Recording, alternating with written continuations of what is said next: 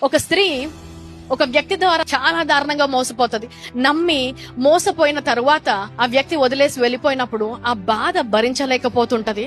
అదే సమయంలో అది ఎవరికి చెప్పుకోలేకపోతుంటది. నేను ఈ బాధ, వారు చేసిన మోసాన్ని నేను మర్చిపోలేను, ఆ బాధ నేను ఎప్పుడు జ్ఞాపకం ఉంచుకోవాలని ఒక నిర్ణయం తీసుకుంటది. ఆమె చెప్పులో ఒక చిన్న గాజు ముక్క పెట్టుకుంటది.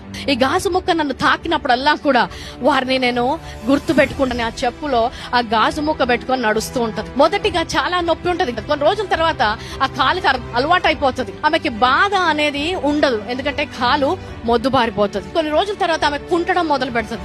కుంటడం మొదలు పెట్టినప్పుడు డాక్టర్ దగ్గరికి వెళ్ళి ఇప్పుడు ఎక్స్రే తీస్తారు. ఎక్స్రే చూసినప్పుడు డాక్టర్ షాక్ వెళ్తాడు. ఏంటమ్మా ఇంత పెద్ద గాయం ఉందేంటి? చర్మం కాదు, ఆ కండరాలు కావు, లోపలున్న ఎముకలు కదల్చబడేలాగా నీ గాయమైంది. అది చాలా రోజులుగా ఉన్న గాయంగా ఉంది. ఇన్ని రోజులు ఏం చేస్తున్నావు? అసలు ఎలాంటి గాయమైంది?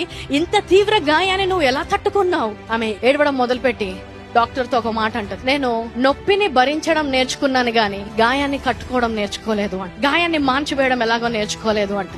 డాక్టర్ గారు ఒక మంచి మాట అంటారు అక్కడ, నేను గాయపరిచిన వాడు ఎప్పుడో నిన్ను వదిలేసి వెళ్ళిపోయాడు, కానీ వాడు వెళ్ళిపోయినప్పటి నుంచి నిన్ను నీవు గాయపరుచుకుంటూనే ఉన్నావు. సో ఈ రోజు శారీరకమైన స్వస్థతే కాదు, అనేకులకు మానసిక స్వస్థత అవసరం, హృదయ ఆరోగ్యము అవసరం. ఆ ఆరోగ్యంలో నడవాలంటే క్షమాపణ అనేది ఒక ఆత్మీయ సూత్రం.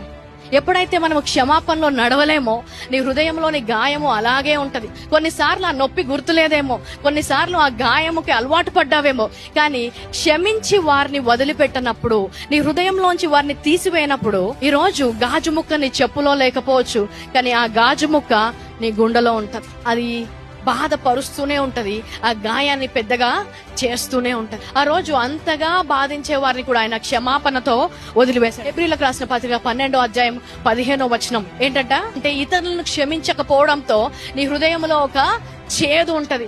ఆ చేదు వేరు మొలచి అపవిత్రులైతారంట. గాయపరిచిన వాళ్ళు కాదు, గాయము పొందినవారు, క్షమించలేని వారు, క్షమాపణ విడుదల చేయని వారిని ఏమంటున్నాడు?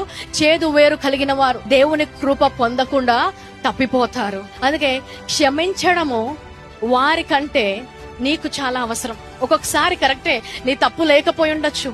యేసుక్రీస్తును శిక్షించే వారిలో తప్పెవరిది? యేసుదా? 1% కూడా లేదు. అయినా కూడా క్షమాపణ వదిలేసి ఆయన హృదయంలో చేదు లేకుండా చూసుకున్నాడు. ఆ వ్యక్తి వెళ్ళిపోయి ఉండొచ్చు, ఆ పరిస్థితి దాటిపోయి ఉండొచ్చు. కొంతమంది ఆ నొప్పి లేకున్నంత మాత్రాన గాయంలో లేరని కాదు. ఏ వ్యక్తినైతే మీరు క్షమించాలో, ఏ వ్యక్తులనైతే మీ హృదయంలోంచి బయటికి పంపించాలో, release those people, forgive and release them.